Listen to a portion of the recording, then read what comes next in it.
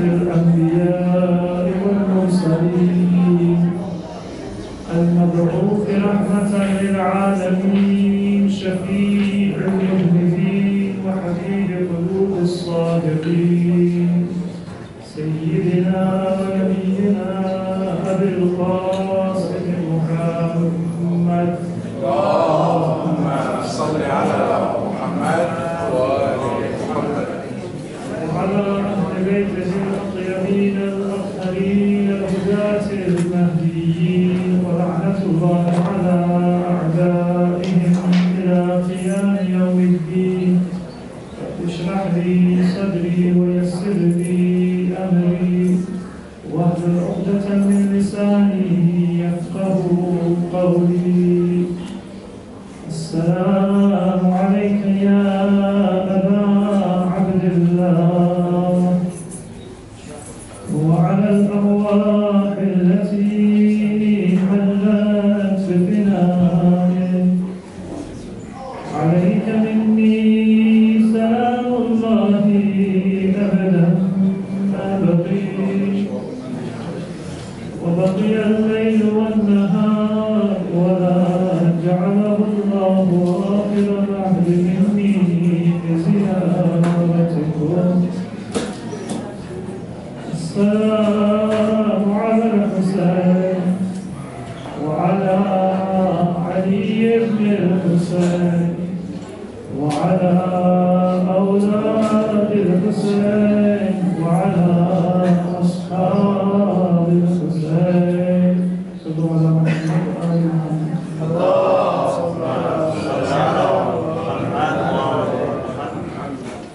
Dear brothers and sisters, tonight is the final session that we will have together, inshallah, during this series of 5 programs. But inshallah will not be the last opportunity that we have to talk about some of the issues that we have brought up, and inshallah also to address any questions or any other issues that might be relevant to the topics that we have talked about from our belief and from our theology as Muslims. Tonight, of course, is the night of Ashura, and primarily it is a night of contemplation and worship and remembrance and a night of mourning.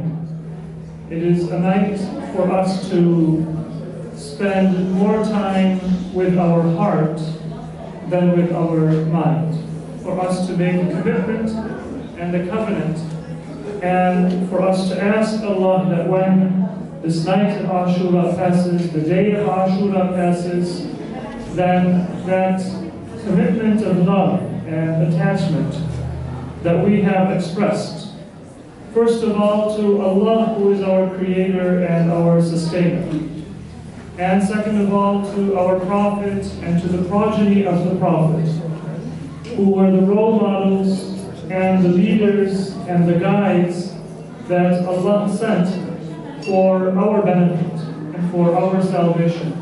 This covenant and this commitment is something that we ask Allah to keep alive for us and to keep present for us at every moment of our life.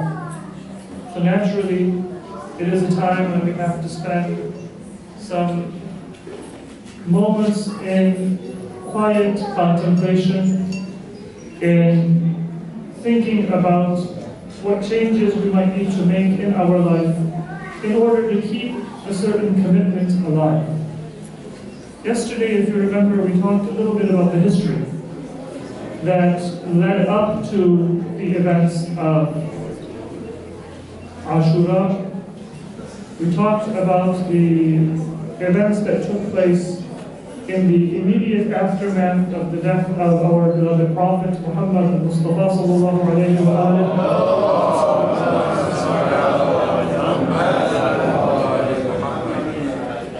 And the point that we made is that every Muslim in the final years of the Prophet's life understood that Islam is no longer just a weak, downtrodden, and oppressed religion. Those who were the early adopters and the early converts to Islam, they came by having to turn their back on, in many cases, their family, their culture, their traditions. In many cases, they were accused falsely of having bad character. They were accused of being ambitious and selfish. They were accused of being insane. There were many accusations. There were many different types of oppression that took place in the early days of Islam. That began to change in the last 3 years or 4 years of the Prophet's life. After the conquest of Khaybar, the Muslims no longer had economic poverty, because now they were the premier political power in Hijaz and in the Arabian Peninsula. And the treaty, which was made with the people of Khaybar, also gave a very generous tax and revenue to the Muslim community. So as we find in Ahadith, that the first time that the Muslims of Medina used to be able to eat without having to go hungry regularly was after the conquest of Khaybar. Between that time and the conquest of Makkah, even before Makkah had been conquered, several of the former enemies of Islam realized that now Islam is on the way up, politically and militarily. And so there were converts who came and they accepted Islam before the conquest of Makkah and after the early formative battles of Islam, after the battle of Badr and Uhud, and after the battle of Ahzab, and after the battle of Khaybar. Now, there is a well-known hadith of the Prophet that anybody who converts to Islam, or if somebody, for example, from Makkah were to migrate to Medina after the conquest of Makkah, then they're not going to be called a muhajir. Because by that time Islam had spread, and Makkah was also part of the Islamic world. It was part of the Islamic territory. So coming from Makkah to Medina, you're not doing hijrah, but you're moving from within the same country, so to speak. It's not a change of citizenship, which is what hijrah is, spiritual citizenship in this case, but it is simply a move from one city to another city within the Islamic world. Before the conquest of Makkah, there were people who still made hijrah. The muhajirin of this time were generally people who had been opponents of Islam until that period. So we're thinking about people like Amr ibn al-As, Khalid ibn Walid, Mughira ibn Shu'bah. These were prominent people either from Ta'if or from Makkah or from that general area who had been opponents of Islam, but they converted to Islam not at the conquest of Makkah, before the conquest of Makkah. And the reason for that was not necessarily because they were inspired by the message of Islam, but because they saw that sooner or later this is going to become the overarching religion of the community.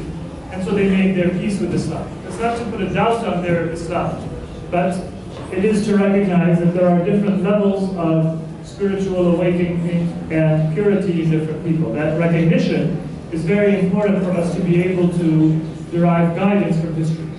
So it's not a judgment against somebody, but it's a realistic assessment of where we should place different categories of people. The third category was those people who waited until the conquest of Makkah. And this was people like Abu Sufyan, Umayyah ibn Khalaf. Muawiyah actually did not convert even at that point. He was a young man at that time, and he fled Makkah, went towards Yemen, in the hope that maybe even the conquest of Makkah would be a temporary thing. And then afterwards he came back and he also accepted Islam. So there were these stages of people accepting and joining the religion of the Prophet. But by this time, everybody realized that Islam was going to succeed. And as we mentioned yesterday, the question was, what is going to be the basis for the continuation and the success of this mission? The night of Ashura is an important time for us to contemplate what is it that we think of is the basis and the expectation that we have from Islam. There are many people who have hajat. They have needs and prayers from Allah. And when our needs are not met, when our prayers or material things are sometimes not met, then we become angry with Allah, and we might even say that now I don't have the motivation to be as generous, I don't have the motivation to give as much of my time in worship, to make dua, because my previous du'as were not answered. So our expectation is that if I do these things that Allah has required, I pray, I fast, I fill my end of the bargain, then Allah is going to give me a material benefit. When we say it, that might seem to be very shallow. But in practical life, many of us, at one time or another, in one way or another, that's how we live our lives. We think of Islam as being one way for us to get our material goals and achieve our worldly aims, health and wealth and prosperity and the fulfillment of our debts and these types of hajat that we have for ourselves or for our families. The majority of people, upon the death of the Prophet, they thought that the outward society that Islam had created was a successful society. It had been reformed. The evil practices that existed in the days of Jahiliyyah, they had been ended. And so that outward political formation, that would be a way for Islam to achieve its potential. And that is why the first name by which they were known as the people of the Jama'ah, Luzumul Jama'ah, or staying with the Jama'ah, the group, the large body of Muslims, that was considered to be the most important principle that could exist within the Muslim world. Because they thought that that unity of a social nature, of a political nature, that was what is going to allow other people who are not yet Muslims to learn about Islam. That is what is going to allow Muslims to be able to accomplish their purpose for humanity and for themselves. Luzumul Jama'ah was considered to be an obligation, and Shaqqul Asa, or breaking that staff of unity, it's a figurative expression, that was considered to be the gravest crime. Whenever somebody was said to object, that why is this policy being conducted in this way? Religious policy, changes in the conduct of Hajj, in the conduct of Salah, or discrimination among Arabs and non-Arabs, or among new converts and older converts, any of these policies that sometimes were adopted by the governments, when people would make a moral objection, and many of these people who would make these objections were companions themselves. There were people like Abdullah ibn Mas'ud. There were people like Abu Dhar al-Ghifari. There were people like Ubay ibn Ka'ab. So these were people who were themselves honorable companions of the Prophet. But they were told that this is a potential of disunity. And so the question for the Muslim Ummah was, on the one hand, we have an importance for stability and for unity, and on the other hand, we have an important need for people to be moral beings.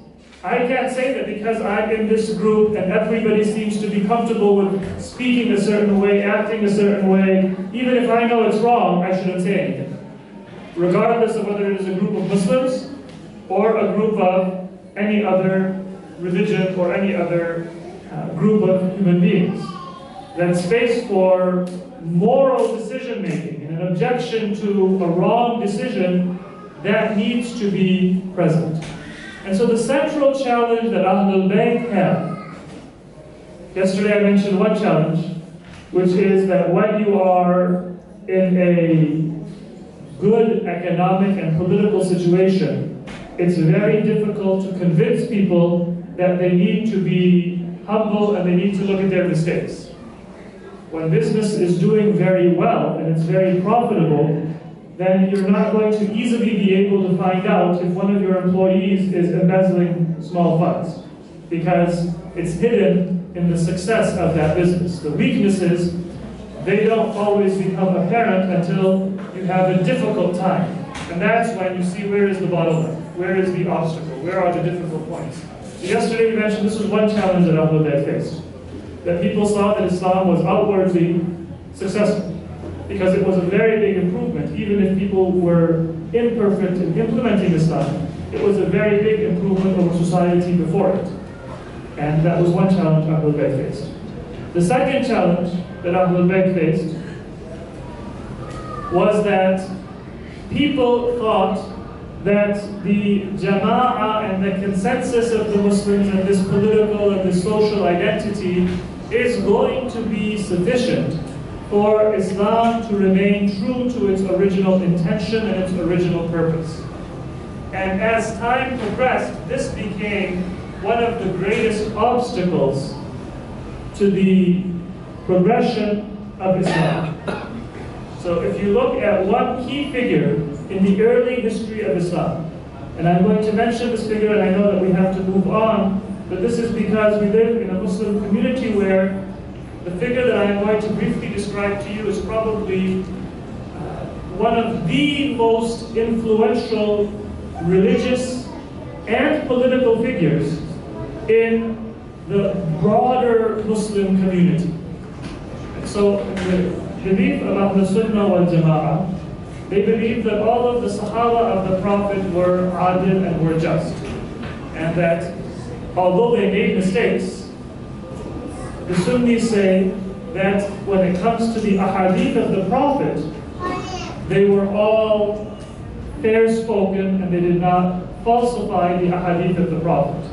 But just like Shia, the Sunnis do not equally adopt the policies and the value system of all of the Sahaba, and they don't claim to. So it is recognized by Sunni ulama, just like it is recognized by Shia ulama, that Abu Dhar had a very different idea of how Islam should work than Muawiyah did. They recognize that Umar ibn al-Khattab had a very different idea of how Islam should be applied in society than Abu Hurairah did. And those historical events, I won't have time now to mention them, but they are not just something that the Shia Muslims have preserved. Sunni Muslims have also discussed and preserved them. So now, who are the influential companions and figures in the culture of scholarship and religion within the Sunni community? Probably one of the most important is the son of the second caliph, Abdullah ibn Umar ibn al-Khattab. Abdullah ibn Umar, he was a companion, but he was one of the younger companions, and so he survived for a long time after the time of the Prophet. He was alive and was a relatively old man, and at least in the community in Hijaz, he was held in very high esteem by many of the Muslims because he was the son of the second caliph. So what do I mean when I say that Sunni religious and political culture is influenced by Abdullah ibn Umar? Abdullah ibn Umar had a certain principle about how to respond to the movement against Yazid. He also, just like Abdullah ibn Zubayr, just like Imam Hussein, just like many of the other people who were alive in Medina at that time, he was a companion of the Prophet.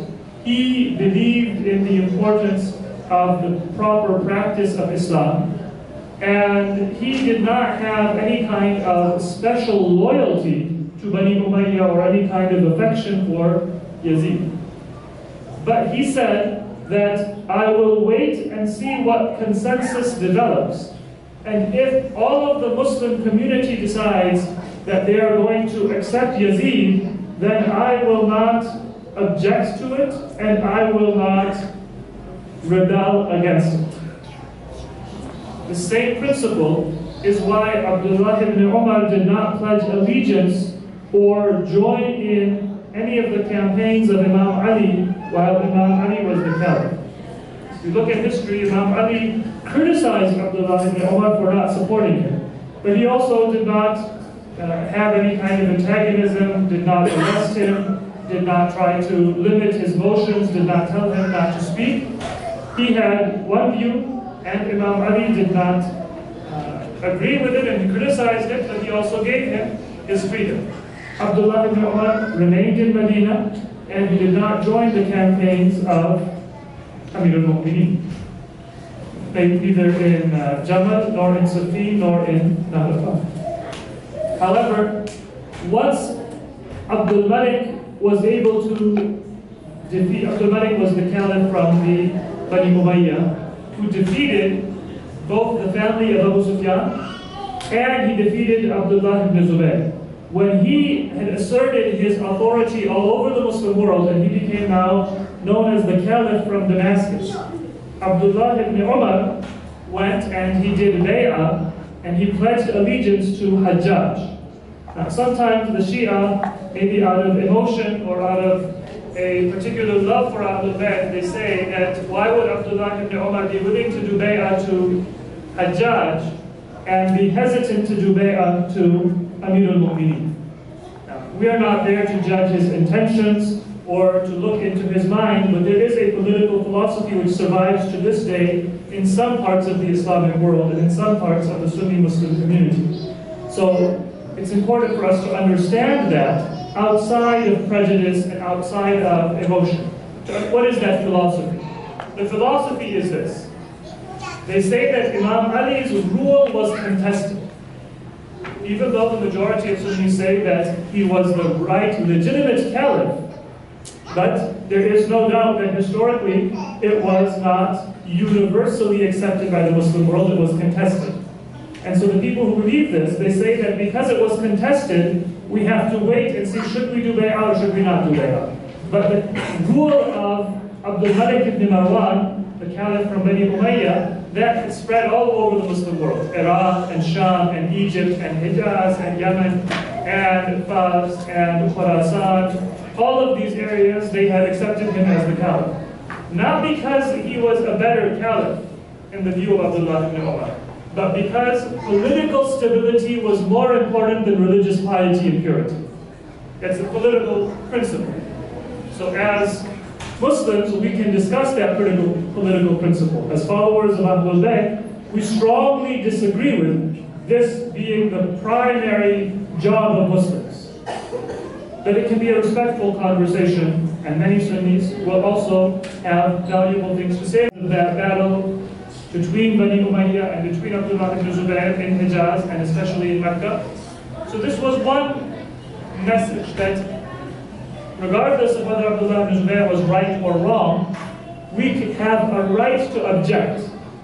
When what we believe is true, then we should be able to stand up for it however we might wish to. The other extreme represented by Abdullah ibn Umar is that you are to maintain stability, and stability is important even if it means Hajjaj ibn Yusuf al-Thaqafi is going to be your governor. Even if it means Abdul Malik ibn Marwan. Both of them were tyrants and evil people and unjust and impious people. But even if stability requires us to accept them, we should accept them. So what was the method of Imam Hussein alayhi salam? If Imam Hussein said that both stability is important and also principle is important, how did Ahlul Bayt and especially Imam Hussein assert that principle? Because we're running out of time, very quickly a few points. Number one, Imam Hussein recognized that social change requires understanding influential people within society. Sometimes you might have in this community, and maybe if you're lucky you haven't had it in this community, but many communities I've been to, there's one person who is offended by something that takes place within a community. Maybe they have a need for, say, special needs access or handicapped access, and they come to the community board, and the board says we're not equipped for it, we can't afford to do this, we can't make a special room for young children, whatever the case might be. And then that person goes on Facebook and they have a post explaining why they think that that community is insincere or unfair or maybe unjust. So there is that kind of a tendency we sometimes have to take our message and not think about, is this actually going to result in an improvement or not result in an improvement? Look at what Imam Hussein did. Unlike Abdullah ibn Zubayr, Imam Hussein said that although he was more popular in Mecca, although Mecca had many more people who were coming day in and day out to Imam Hussein, and they would never go to Abdullah ibn Zubayr, and they would never go to Yazid if he was there. He said that this is not the place.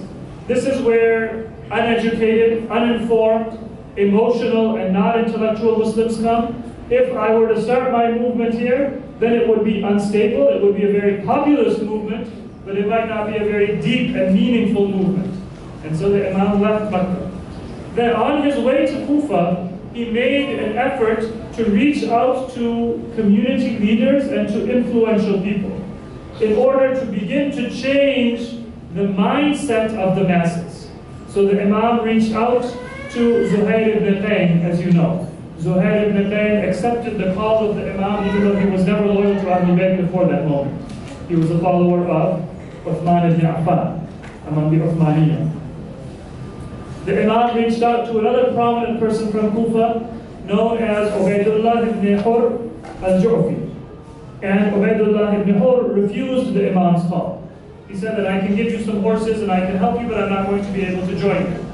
And so then the Imam says, مَا كُنْتُ مُتَّخِذَ الْمُضِلِّينَ عَضُدًا. If you're not going to help me with yourself, then I don't need your horses, and I'm not going to get support from people who are misguided and misguiding others. So the Imam is not reaching out just to masses of people, but he's reaching out and trying to say that I want to see this change take place in a constructive manner, by opinion leaders, by recognizing that it's natural for people to follow their elders, their tribal leaders, their political leaders, their cultural leaders, and even if I have a very just cause, and even if I'm going to suffer personal harm, I have to try to change society in a constructive way.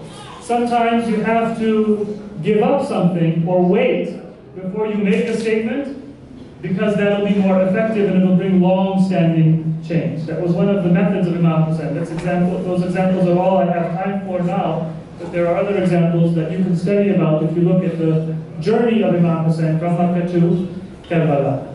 The other important point is that Imam Hussein emphasized that the struggle is not just a societal and a public struggle, but it is an individual struggle.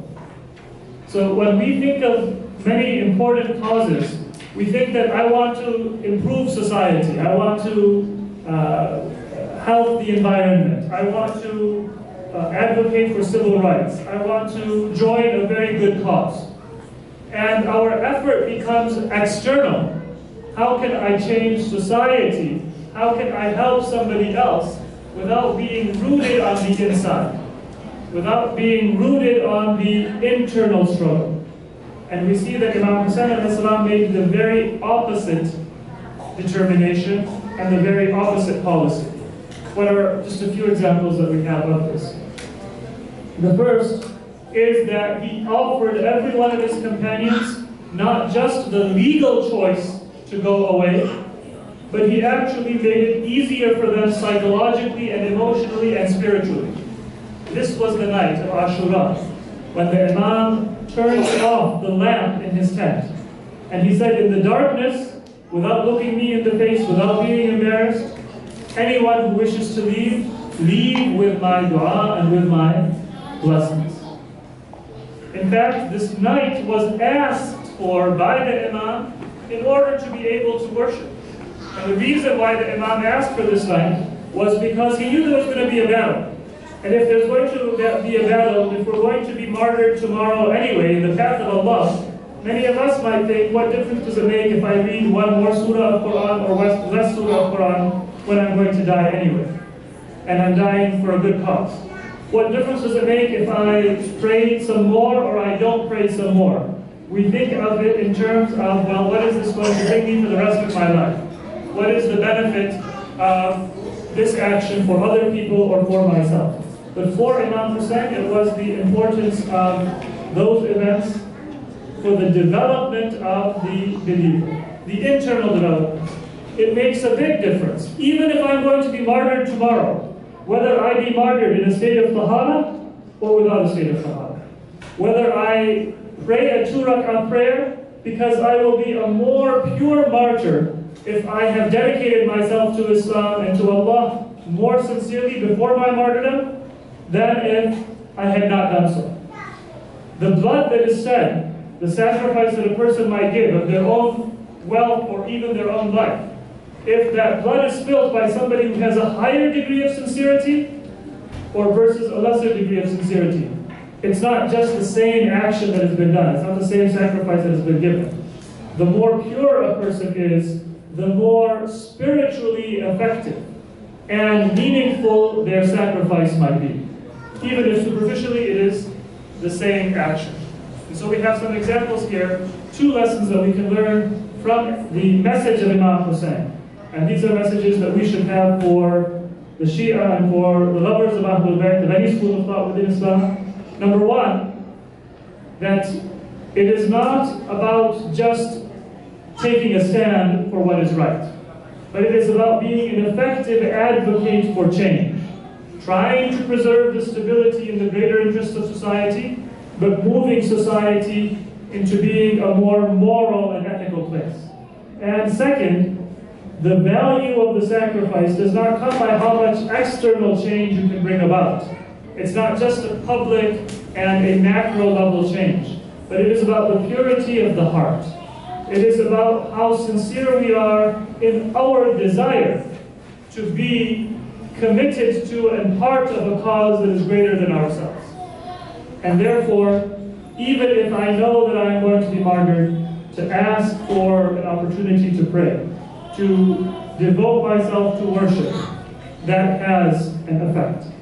And if you want to look at one of the most beautiful examples of that, we have the 6-month-old son of Imam Hussein alayhi salatu wasalam, known as Abdullah al-Rabi' or Ali al-Asghar. Both names have been mentioned, and it's possible that both names were used because it was customary in the family of the Prophet to sometimes know of people by more than one name in order to honor different names and the blessings of the meaning of those names. One of the titles of the 6-month-old child is Babul Hawa'ij. Now generally, Babul Hawa'ij is a title that is given to pious people, imams, martyrs, saints, because of what they have done in their life. So we know of Imam Musa Kadhim as Babul Hawa'ij because through his sacrifice, during imprisonment, during hardship, during so many attacks, he acquired a spiritual rank which was unique even among other imams and ma'sumin. And so Allah has decreed that those who ask him by the honor of Imam Musa Kadhim, their hajat, their prayers will be answered in a more direct and a meaningful way. Another example is Abu Fadl al-Abbas. He also is known as Babul Hawa'ij because of the purity and the greatness of his sacrifice. He was not a ma'soom, but he also has that eminent station. But imagine what must it mean for Ali al-Asghar, a 6-month-old child, to be given that status by Allah subhanahu wa ta'ala. This was because the status that is given to Allah, by Allah is not just a matter of what you have accomplished, what you have done for other people, but it is a relationship of purity and piety. It is a blessing, and that blessing can be given even to a child who is as young as 6 months of age. It was a reflection of the love and the devotion of Imam Hussein himself, and the love and the devotion of a mother who was soon to be a widow, who was soon to be deprived of the most pure, beautiful, and the most lovely child that maybe any of Ahlul Bayt had seen. Rubab was the mother of Ali Asghar. Imam Hussein was the father of Ali Asghar. And that scene when, on the day of Ashura, Imam Hussein came to the camp. And he said to his wife, Rabah, that, my dear wife, soon I will have to go. There are no more soldiers left. There are no more of my supporters who are left with me. But before I go, can you bring my son to me? Because throughout this day I have been seeing that his thirst, his weakness, his suffering has been continually increasing. Rabah had also been observing the progressing weakness of her child. But although she had those feelings that a mother will have for the suffering of her child, she also knew that it would only bring more pain to Imam Hussein if she were to mention it. And so from that morning until the afternoon, she had kept her silence. Now when the Imam himself mentioned it, she rushed, she brought Ali Asghar. And the Imam looked at his son, and books of Maqtal tell us that he had become so weak from the heat, from the environment, and most importantly from thirst, that he had reached a state where he was not even able to cry, because he was too weak to be able to make any sound. His breathing was coming in very short spurts. The Imam lifted his head, his son into his own arms. He went before the enemy. He said that if you have anything against me because you think that I have committed a crime, then look at this child who has committed no crime.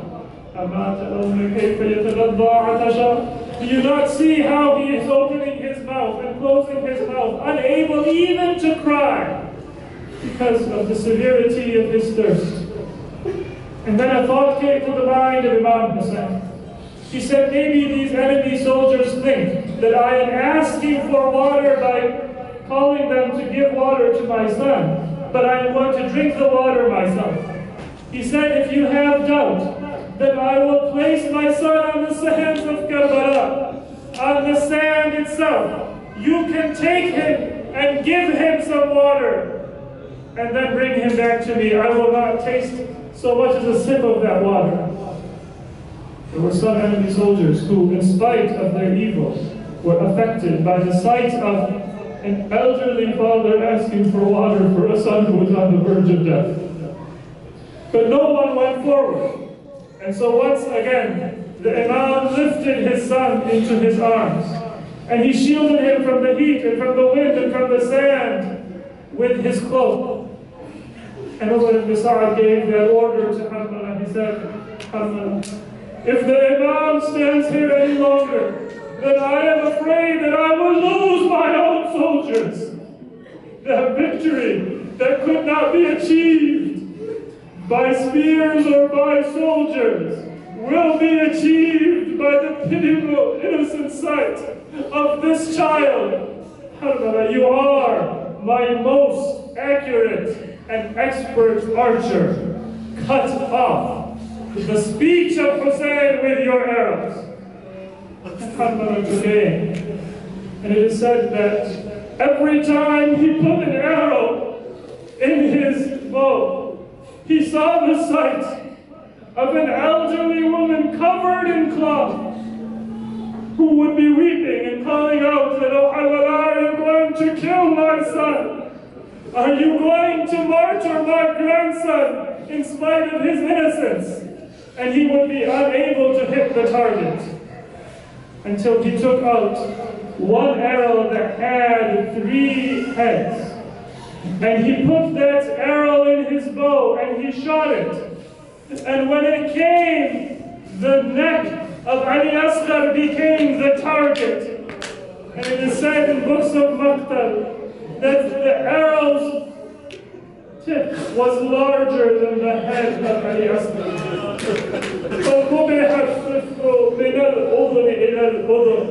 It was as if the arrow slaughtered the head of Ali Asghar, and the edge of that arrow lodged itself in the arm of Imam Hussein. Here the father was holding his son. Blood was dripping from the body of Ali Asghar, and perhaps there was no moment on Ashura more painful for Imam Hussein than this moment. Even the death of Ali Akbar, even the death of his nephews Qasim and Aoun and Muhammad, even the death of his own brother Abu Fadl al-Abbas could not compare with the pinnacle tragedy of the martyrdom of Ali Asghar. The Imam cupped that small amount of blood that flowed from the body of Ali Asghar in his own hands. And it is said that he looked towards the sky. He said that if I were to throw this blood into the sky, I fear that there will never be rain that comes down onto the earth again. And if I were to bury this blood in the earth, then I fear that there would be no plants that would grow. And the Imam rubbed that blood on his own clothing, and on his own face, and on his own beard. He says, this is how I'm going to go back to my grandfather Rasulullah. And I will tell him what his ummah did to his grandson and to his progeny. And then the Imam cradled that small body back, and he walked towards the camp. The thought came to his mind, now what will I say to the Bab when she asks me what happened to her son? It is said that the Imam came towards the camp, and then he went back towards the battlefield 7 times, uncertain whether he should show the Bab what had happened to Ali Asghar, or whether he should not. And finally the Imam, he came back towards the tent. He lovingly placed Ali Asghar on the ground. With his sword, he dug a shallow grave, and he buried Ali Asghar in the ground. Maybe Sakina would say that, Father, why is it that out of all of the martyrs, you have only buried Ali Asghar? And the Imam would have replied that I know after I am killed, they will come and they will behead each and every one of us, and they will raise our heads on spears, and I want to save Rabab the sight of seeing the head of Ali Asghar on the spear. Inna lillahi wa inna ilayhi raji'un. Muhammad salawat.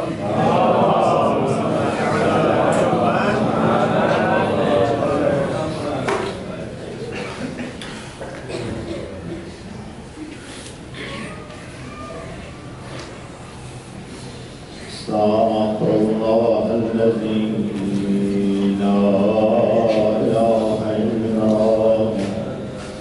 هو الحي القيوم